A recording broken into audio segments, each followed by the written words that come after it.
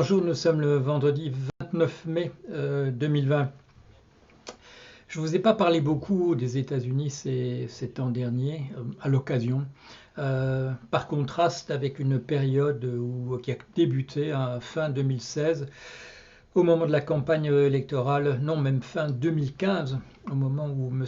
Trump apparaissait tout à coup comme une météorite dans les primaires du Parti républicain pour l'élection présidentielle de novembre 2016.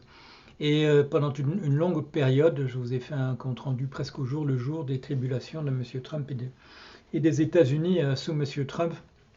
J'ai arrêté à un moment donné. J'ai arrêté au moment du vote au Sénat sur sa destitution, le processus de l'impeachment. Il y avait là un tournant qui laissait supposer que ce que j'avais appelé la saga de la chute de la météorite Trump allait peut-être se prolonger de manière considérable. Le rapport Mueller qui aurait dû montrer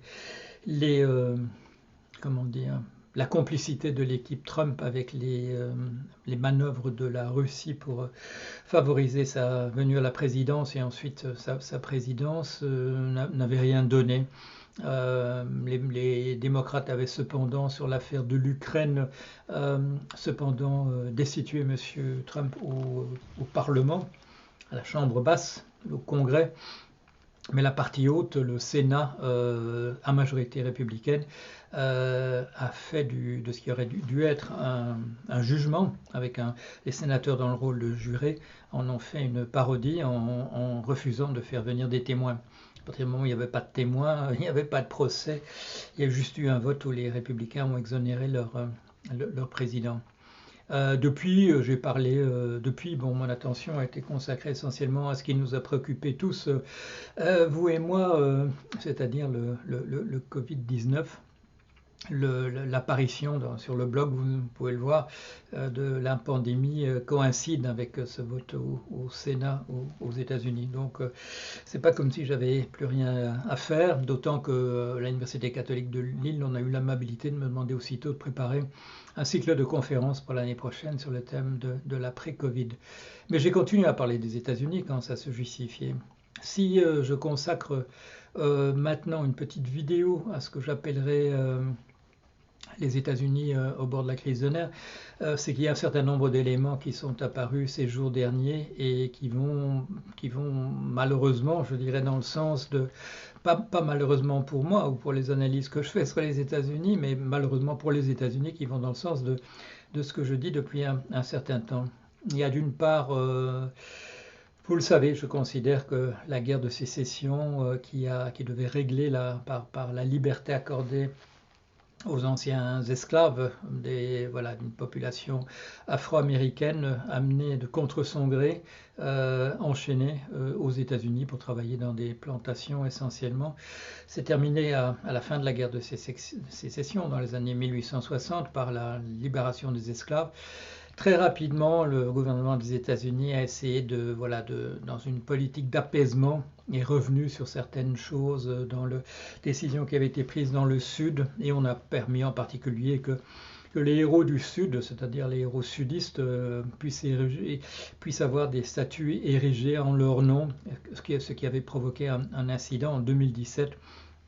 Au moment où il était question de retirer quand même certaines statues de ces grands héros du Sud esclavagiste. À cette occasion-là, il y avait eu des manifestations, des contre-manifestations à Charlottesville, et une contre-manifestante, Heather Heyer, avait été tuée par un suprémaciste blanc qui avait utilisé sa voiture comme bélier pour rentrer pour écraser des gens dans la foule. À cette occasion-là, Trump était apparu sous son vrai jour, c'est-à-dire en disant qu'il y avait des gens très très sympathiques qu'il y avait des gens sympathiques dans les deux camps. On s'attendait quand même à ce qu'ils désavouent les manifestants surarmés, agitant justement des drapeaux confédérés, donc des États du Sud esclavagistes, qu'il leur retire un soutien éventuel. Il ne l'avait pas fait, au contraire, il les a encouragés, ce qui avait conduit à une série de déclarations officielles d'un grand ensemble de au moins 6 ou 7 généraux américains en disant que l'attitude du président ne correspondait pas aux valeurs de l'armée américaine. C'était voilà, le premier grand incident, c'était, si j'ai bon souvenir, c'était en juin 2017. Ce qui s'est passé, c'était quoi? C'est il y a 3 jours à Minneapolis, dans le Missouri. Le Missouri, c'est un État du Midwest, c'est-à-dire c'est au milieu de la carte des États-Unis, c'est à la frontière du Canada. C'est que 4 policiers ont de sang-froid assassiné sous prétexte au départ de contrôle d'identité, ont tué un Afro-Américain. Un des 4 policiers a appuyé son genou sur sa nuque jusqu'à ce qu'il meure. Et la police, voilà, les autorités du Missouri ont suspendu, voire même licencié, je ne sais pas, je crois que c'est licencié les 4 policiers. Ça ne correspondait pas à ce que la population noire et blanche attendait. On attendait à ce que ces personnes soient immédiatement inculpées. Il y a eu aussitôt des incidents à Minneapolis, il y en a eu depuis, il y en a à d'autres endroits, en particulier à Los Angeles. C'était hier, j'ai toujours le Los Angeles Times avec des flashs. J'habitais 10 ans à Los Angeles, m'annonçait que que des manifestants avaient bloqué la 101. C'est une très grande autoroute qui traverse Los Angeles du nord au sud, je dirais, en son plein milieu. Soutien d'une partie importante de la population, et les manifestations continuent puisqu'il n'y a certainement pas de désaveu, bien évidemment, de l'État. Et là, ces émeutes viennent se connecter avec quelque chose qui se passait en parallèle du côté de M. Trump. Vous savez que M. Trump passe ses journées à envoyer des messages sur Twitter. Et jusqu'ici, il a accompagné Twitter, n'avait jamais fait la moindre remarque à ce sujet, alors que le caractère incendiaire de ces messages enfreignait à chaque instant la politique de Twitter en matière de maintien de l'ordre sur son site. Et alors, si j'ai bon souvenir, c'est avant-hier, Twitter a changé sa politique en mettant un avertissement sur un des tweets de Monsieur Trump.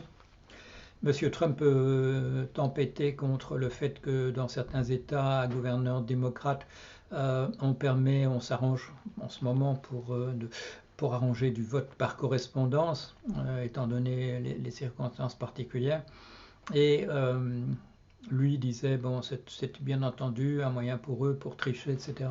Et là, il y avait eu un avertissement de Twitter disant, vous savez, de manière classique, comme on voit ici dans les journaux, je veux dire sur l'Internet, dans les journaux sur l'Internet, ou sur différents sites, petit astérisque, il est bon que vous vérifiez ces informations-là d'après d'autres sources. Alors ça ne lui avait pas plu du tout à Trump, ça ne lui avait pas plu du tout. Alors qu'est-ce qu'il a fait? Bon, bah écoutez, il a boudé un peu, et puis non, c'est pas son style. Il a pris immédiatement un décret pour changer, pour imposer d'autres types de surveillance aux réseaux sociaux.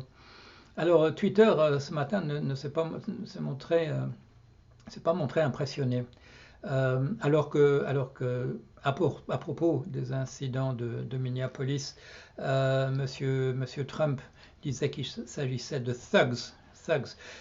C'est un mot qui veut dire bandit sans foi ni loi.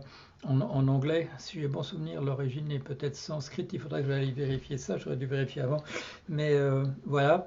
Et Twitter a mis une astérisque en disant que ce message enfreint les règles de Twitter car il est une incitation à la violence. Et il était ajouté que c'était simplement en raison de l'intérêt d'actualité du message qu'il était quand même posté, qu'il était quand même affiché. c'est une allusion au fait que c'est un président de la République des États-Unis, fédéral des États-Unis, qui a mis ce message. Mais donc la guerre n'est pas terminée. Que vont faire les autres réseaux sociaux qui sont maintenant nombreux? On espère qu'ils réagiront. Ils sont très très, comment dire, sourcilleux et l'opinion publique quand il s'agit de la Chine et pas des États-Unis. Alors espérons qu'ils se manifesteront ensemble. Alors, est-ce que c'est un signe que les choses tournent, que le vent tourne pour Trump? C'est possible, c'est possible. Pourquoi est-ce que Twitter a accepté, voilà, pendant des années des tweets du président qui ne correspondaient absolument pas au règlement général? Il semblait que de ce point de vue, Monsieur Trump était au-dessus des règlements. Là, Twitter a changé de politique. Il y a peut-être le sentiment chez certains que le rapport de force est en train de se modifier. La bérésina trumpesque en matière de gestion de la crise,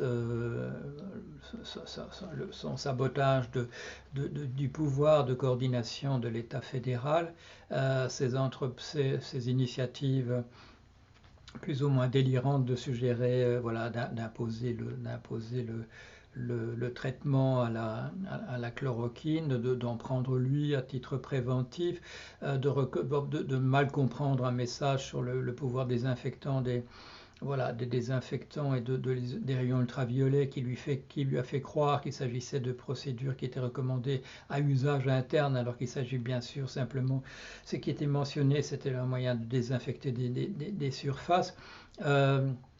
Il s'est décrédibilisé de manière tout à fait considérable sur ce plan-là. Et il continue bien entendu à crier au complot. Il a lancé le hashtag Obamagate. Il essaie de faire diversion, c'est un homme de spectacle, c'est un homme de télé-réalité. Est-ce que Twitter a ressenti une certaine faiblesse de ce côté-là, un certain découragement de la part de ses troupes? Il y a peut-être un élément, je n'ai pas pensé avant, mais ça me vient à l'esprit. Quand les gouverneurs d'État ont imposé le confinement et que Trump qui soutenait en principe, a demandé à des manifestants de venir pour faire ouvrir les États, et que des manifestants MAGA, c'est-à-dire Make America Great Again, ces partisans avec leurs casquettes rouges, se sont rendus devant les capitoles, devant les préfectures des États américains. Ce qui a frappé tout le monde, c'est à quel point ces foules étaient peu nombreuses. Enfin, quand je dis foule, souvent c'était même pas des foules, c'était quelques dizaines de manifestants, ou plus quelques centaines de manifestants. Est-ce que Trump s'est rendu compte lui aussi que quand il rallie ses troupes, il n'y a pas grand monde qui vient? C'est possible, c'est possible. Et ça n'a peut-être pas échappé à Twitter. Alors voilà, affaire à suivre.